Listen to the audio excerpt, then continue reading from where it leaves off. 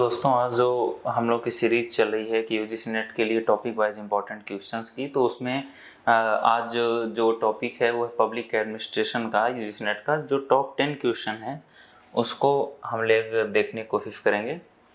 तो और ये वो क्वेश्चंस हैं जो संभवतः आने वाले एग्जाम्स में आ सकते हैं, ज़रूरी हैं, तो उस पर हम लोग ध्यान देंगे। इसमें तो पहला क्वेश्चन है, which of the following is wrong, कौन सा गलत है वो हमें बताना है, कौन सा गलत है। तो इसमें 1957 Honey report, 1957 Minnowbrook conference, 1968 public administration in the time of revolution, 1988 Minnowbrook conference. तो अगर हम ध्यान दें तो 1988 मिनोब्रुक कॉन्फ्रेंस सेकेंड, ये सही है।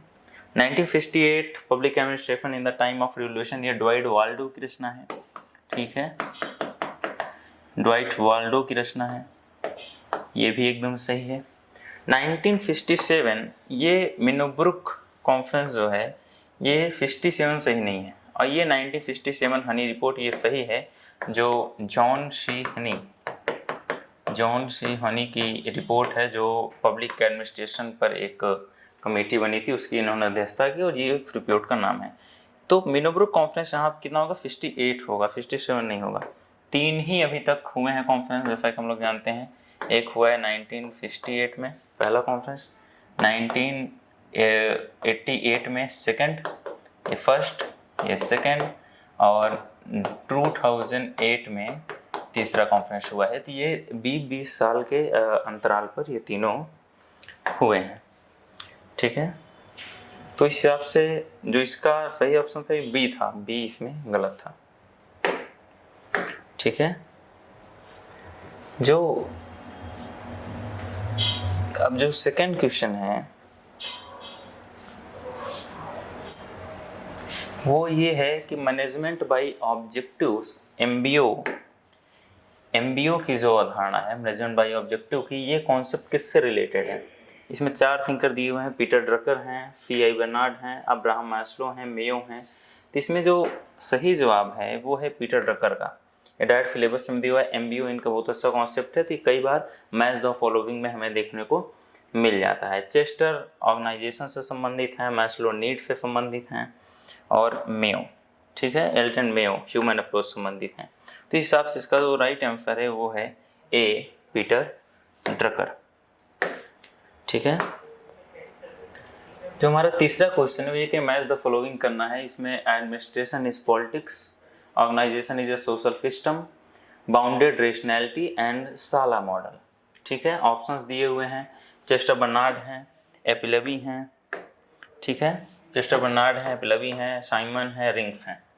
तो इसमें जो अगर हम मिलान करेंगे तो एडमिनिस्ट्रेशन पॉलिटिक्स जो है, इसमें अगर साला मॉडल देखें तो साला मॉडल ये है रिंग्स का, जो इकोलॉजिकल अप्रोच संबंधित है। रिंग्स का जो है इकोलॉजिकल अप्रोच है, ठीक है, इकोलॉजिकल अप्रोच है। तो डी का 4 हम लोगों ने सही किया है, तो इस हिसाब से ए ऑप्शन ही कट जाएगा, ठीक है। अब बाउंडेड रेशनैलिटी है and organisation is a social system. हम लोगों ने पढ़ा है कि organisation is a social system, ये चेस्टर बर्नार्ड का है, ठीक है। तो बी का क्या हो गया, 1 हो गया, इस हिसाब से ऑप्शन सी भी कट गया। बाउंडेड रेशनैलिटी का जो विचार है वो विचार है साइमन का, ठीक है। तो ये हो गया सी का 3, साफ ये भी कट गया। ऑप्शन बी जो है वो राइट आंसर है, और ये आपका आ जाएगा एप्लबी का, एडमिनिस्ट्रेशन इज पॉलिटिक्स, ठीक है। इसका जो सही जवाब है वो है बी। हमारा जो चौथा क्वेश्चन है ये है कि इनमें से कौन सा करेक्ट ऑप्शन है उसको चूज करना है। तो 4 दिए हुए हैं, the practice of management book written by Peter Drucker, father of public administration is Woodrow Wilson, POCCC and post-core concept are classical concept and hierarchy of need by Abraham Maslow। इसमें ये चारों सही हैं। इसमें जो हमें ऑप्शन देखने को मिलता है 1 2 3 पर, ये चारों सही हैं, ठीक है। ये बुक पीटर ड्रकर की है, एमबीओ वाले Peter Drucker. Father of public administration Woodrow Wilson को माना जाता है, the history of public administration Woodrow Wilson की बुक है। POCCC ये फेयोल का है, वही फेयोल जिन्होंने 14th थ्योरी दिया है ऑर्गेनाइजेशन का, ठीक है। और पोस्ट कोर ये लूथर गुलिक का है, लूथर गुलिक का है, जिन्होंने पोस्ट कोड दिया हुआ है। पोस्ट कोड में P से प्लानिंग, O से ऑर्गेनाइजिंग, S से स्टाफिंग, D से डायरेक्टिंग, CO से कोऑर्डिनेटिंग, R से रिपोर्टिंग एंड B से जो है कि बस्टिंग। तो ये जो है 7 एलिमेंट्स इसमें है 8 वर्ड्स में, तो ये इन्होंने दिया है। And hierarchy of needs Abraham Maslow का है, जो नीड्स से संबंधित है, जिसमें वो 5 प्रकार के जो है बात करते हैं हायरार्की ऑफ नीड्स की। ठीक है, तो इस हिसाब से ऑप्शन ए जो है वो सही है। हमारा जो नेक्स्ट क्वेश्चन है, वर्ड पोस्ट कोड मीन्स क्या होता है।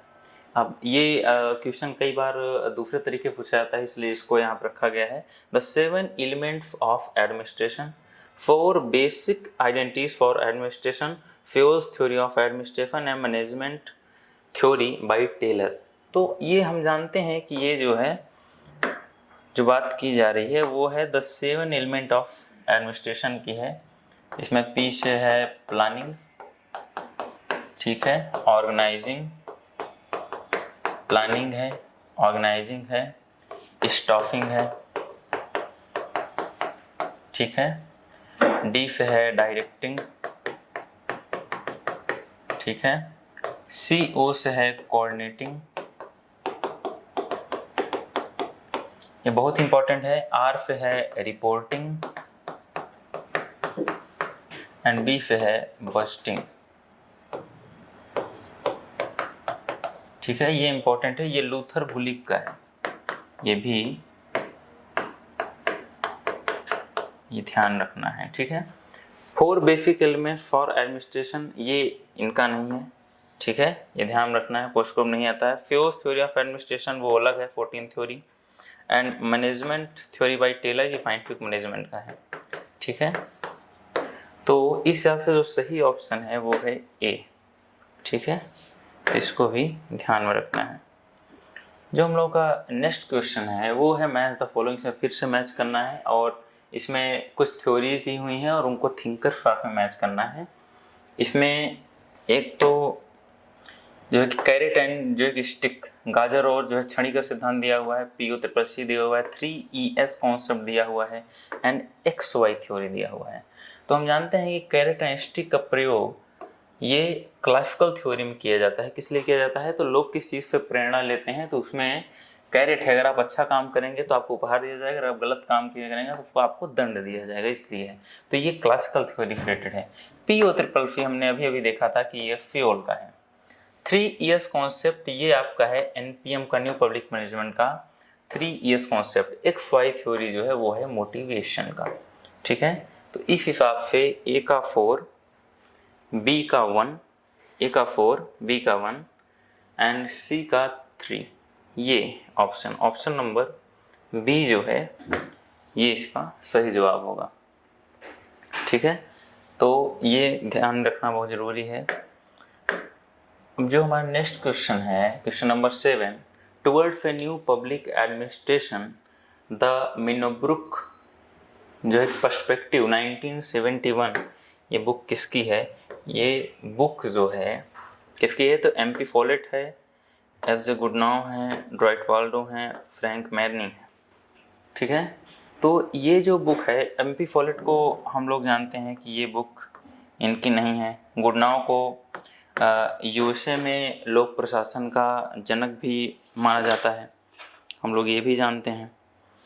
ड्राइट वाल्डो इसके नहीं है, ये फ्रैंक मैर्नी की रचना है। ठीक है, तो ये याद रखना है, ये न्यू पब्लिक एडमिनिस्ट्रेशन से NPA से संबंधित है।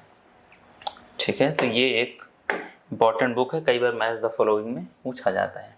नेक्स्ट जो है नंबर 8 क्वेश्चन, वो है क्राइसिस ऑफ आइडेंटिटी का टाइमलाइन क्या है। पब्लिक एडमिनिस्ट्रेशन हम लोग टाइमलाइन जानते हैं कि 5 प्रकार के जो है इसमें टाइमलाइन रहे हैं, लेकिन इससे पहले इसका अगर जवाब दें 1987 से 1986, 1938 to 47, 71 से प्रेजेंट, 1948 से 1970। तो ये जो इसमें जो सही होगा वो होगा नंबर डी क्यों होगा? तो हम लोग जानते हैं कि ये टाइम लाइन है राजनीति प्रशासन द्विभाजन की, डाइकोटमी की है। ठीक है, इसमें राजनीतिक प्रशासन द्विभाजन है, और इसमें ये हम लोग जानते हैं लास्ट में जो है वो लोकनीति से आया है, पब्लिक पॉलिसी से रिलेटेड है जो 95 में। इसके पहले आपका आता है ये, और इसके जो बाद है वो आपका है थ्योरीज का टाइम है, और उसके बाद है चैलेंजेस का। ठीक है, ये टाइमलाइन जो है वो है चैलेंजेस का, ये है आइडेंटिटी ऑफ क्राइसिस का। तो ये बहुत इंपॉर्टेंट है कि 5 प्रकार की जो टाइमलाइंस दी गई है एडमिनिस्ट्रेशन की वो ध्यान दिया जाए। नंबर 9 जो क्वेश्चन है, who has expected the difference, किसने डिफरेंस को एक्सेप्ट किया है between public administration and private administration. इसमें फियोल हैं, लूथर गुलिक हैं, पॉलस एपिलबी हैं, मून एंड रेली हैं। हमने पढ़ा था कि जितने भी क्लासिकल थिंकर्स हैं वो कभी भी अंतर को स्वीकार नहीं करेंगे, वो निजी प्रशासन और सार्वजनिक प्रशासन में अंतर को स्वीकार नहीं करेंगे, क्योंकि वो प्रशासन के सिद्धांतों को सार्वभौमिक सिद्धांतों के रूप में देते हैं। तो इसलिए हम लोग जानते हैं फियोल एक क्लासिकल थ्योरी है, ये सपोर्ट नहीं करेंगे, लूथर गुलिक नहीं करेंगे, मून एंड रेली नहीं करेंगे। इसका जो सही जवाब है वो है ऑप्शन सी। ठीक है, पॉल एच एपलबी ने इसमें एक्सेप्ट किया है, यहाँ डिफरेंस है किसी बीच में, पब्लिक एडमिनिस्ट्रेशन और प्राइवेट एडमिनिस्ट्रेशन के बीच में। ठीक है, हमारा जो लास्ट क्वेश्चन है वो है which of the following option is incorrect.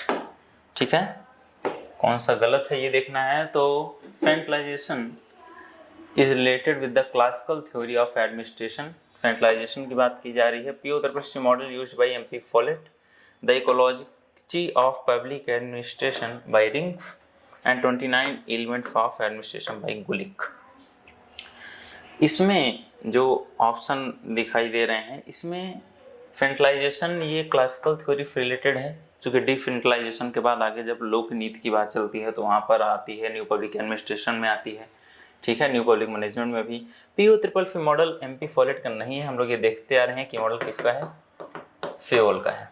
ठीक है, इकोलॉजिकल और पब्लिक एडमिनिस्ट्रेशन ये रिक्स का ही है, इकोलॉजिकल मॉडल जिसमें इन्होंने साला मॉडल दिया है। ठीक है, ये याद रखना है। 29 एलिमेंट्स ऑफ एडमिनिस्ट्रेशन ये गुलिक का नहीं है, ये उर्विक का है। उर्विक ने 29 एलिमेंट्स की चर्चा की है, तो इसमें से 2 ऑप्शन तो कट गए, 2 एंड 4, 4 कट गए, 2 कट गए।